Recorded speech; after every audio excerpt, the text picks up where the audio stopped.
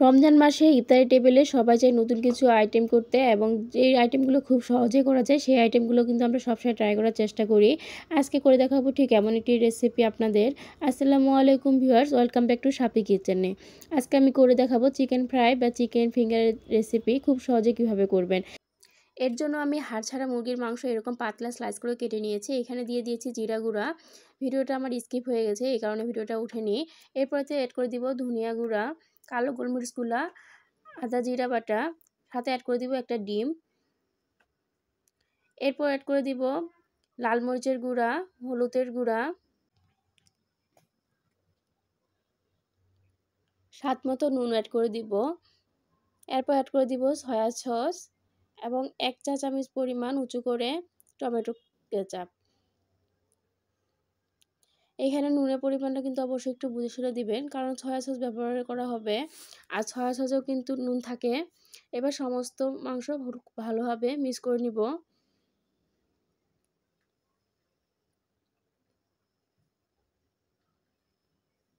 আমি কিন্তু মাংসগুলো অনেকটাই পাতলা করে কেটেছি, আপনারা চাইলে কিন্তু এর থেকে একটু মোটা করে নিতে পারেন, অথবা এর লম্বা শেপ না দিয়ে আপনাদের ইচ্ছা মতো যে কোনো শেপ দিতে পারেন। এরপর দিয়ে দিব কর্নফ্লাওয়ার, দিয়ে ভালোভাবে মিশিয়ে নিব।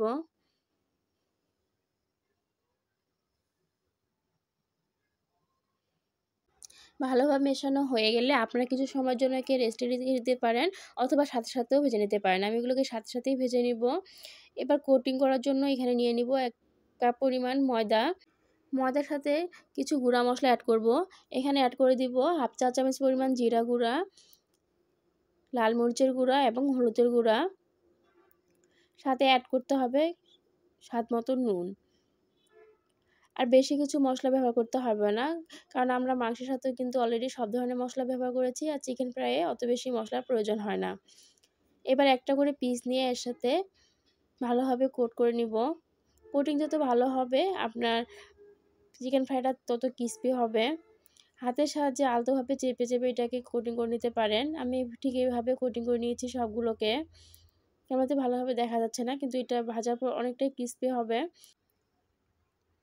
তেলটা কিন্তু প্রথমে ভালোভাবে হাই হিটে গরম করে নিতে হবে, এবং প্রথম দিকে চুলার আঁচটাকেও হাই করে রাখতে হবে।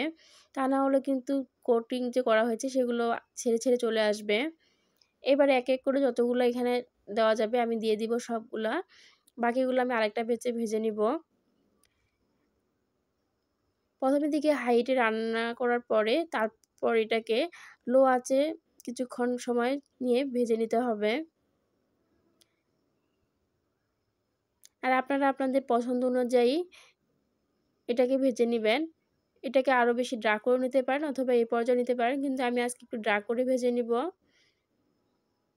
দেখতেই পাচ্ছেন চিকেনগুলো কত সুন্দর হয়েছে। এটা যে কতটা ক্রিস্পি হয়েছে তা বলে বোঝানো যাবে না। আপনারা বাসায় একবার এইভাবে ট্রাই করে দেখবেন কতটা ক্রিস্পি হয়। আমি আরেকটা বেশ এখানে দিয়ে দিব।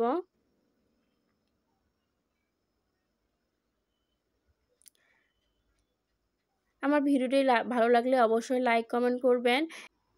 আমার চ্যানেলটিকে অবশ্যই সাবস্ক্রাইব করে রাখবেন, এবং ভিডিওগুলো আপনার ফ্রেন্ডস অ্যান্ড ফ্যামিলির সাথে চাইলে কিন্তু শেয়ারও করতে পারেন। আর চ্যানেলটিকে সাবস্ক্রাইব করার পর পাশে থাকা বেল আইকনটি অবশ্যই অন করে রাখবেন, যাতে কোনো ভিডিও দিলে আপনাদের কাছে নোটিফিকেশন চলে যায়। আর যারা ফেসবুক পেজ থেকে ভিডিওটি দেখছেন তারা অবশ্যই ফেসবুক পেজটিকে ফলো দিয়ে যাবেন, এবং লাইক কমেন্ট তো অবশ্যই করবেন। এই তো কথা বলতে বলতে আমার কিন্তু চিকেন ফ্রাইগুলো হয়ে গেছে।